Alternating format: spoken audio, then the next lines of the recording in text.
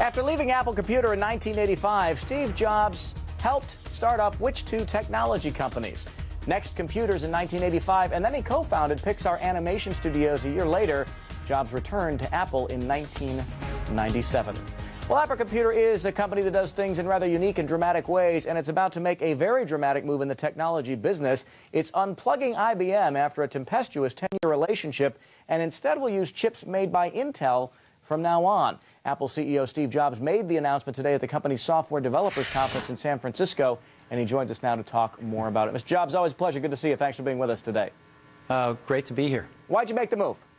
Well, you know, it's not as dramatic as you're characterizing it. You know, we've got some great PowerPC products today, and we've even got some PowerPC machines in the pipeline, which we haven't introduced yet. And this is going to be a more gradual transition. I think we'll, hopefully, when we meet with our developers a year from today, we'll have some Intel-based Macs in the marketplace. But it's going to take maybe a 2-year transition to, you know.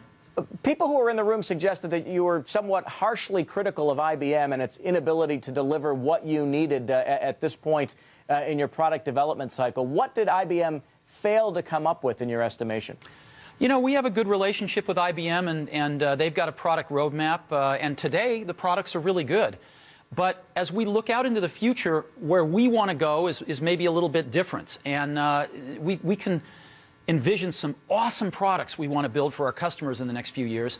And as we look out a year or two in the future, Intel's processor roadmap really aligns with where we want to go much more than any other. So that's why I think we're going to begin this transition now, and it's going to take 2 years, but I think it's going to get us where we want to be to build the kind of future products we want to build. Our products today are fine, but it's really, you know, a year or two down the future where we see some issues. I know you're not going to give away any trade secrets here, but to the best that you can, describe where is it that you want to go that Intel, you know, is willing to go along with?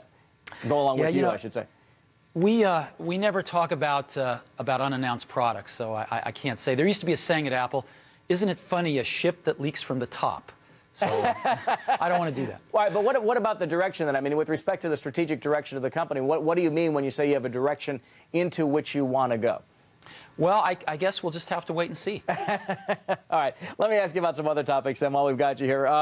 Pixar, there have been reports that maybe now that Robert Iger is running Disney, that there could, in fact, be some warmer relations between the other company that you run and Walt Disney Company's studios. Is there any, or are there any new discussions underway that might allow you to renew the distribution agreement with Disney, or is it premature at this point?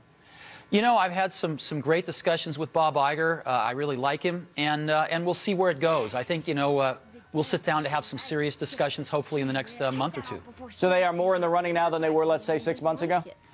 You know, again, Bob Iger seems like a great guy, and we'll sit down and have some discussions, I'm sure, in the next month or two. How's business generally at Apple right now? We see, you know, the economy, people are having a very difficult time making a head or tail of that, but at least, you know, when you're in a business that focuses on a relatively single area of it, you can assess what's going on in your own industry. How are things right now? Well, you know, we don't talk about any specifics in between our quarterly reports, but last quarter we had a great quarter. And so we'll see how we do this quarter, and we'll be reporting it in July. Now, analysts have made some cautious comments about the pace of iPod sales, despite the fact that they've kind of, you know, been blowing the doors off everybody's expectations in recent quarters. How's the iPod doing right now? You know, again, we can't really say too much between quarterly reports, but you know, we're pretty thrilled that we seem to be in stock most places. That's something that hasn't been true for the last year on most occasions, so I think that's a good thing. How many songs have you sold so far? Over 430 million, yeah. At 99 cents a piece? At 99 cents a piece. This was something that a lot of people thought couldn't be done. And we're selling songs at the rate of over $500 million a year right now.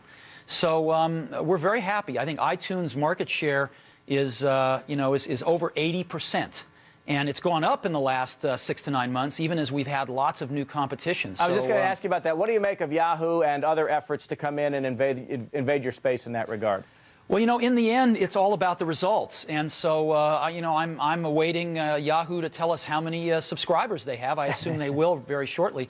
All I can tell you is our market share, because it's measured on a week-by-week basis, has been going up. So I anxiously await their results as well. All right, Mr. Jobs, always a pleasure to have you. Thanks for joining us today.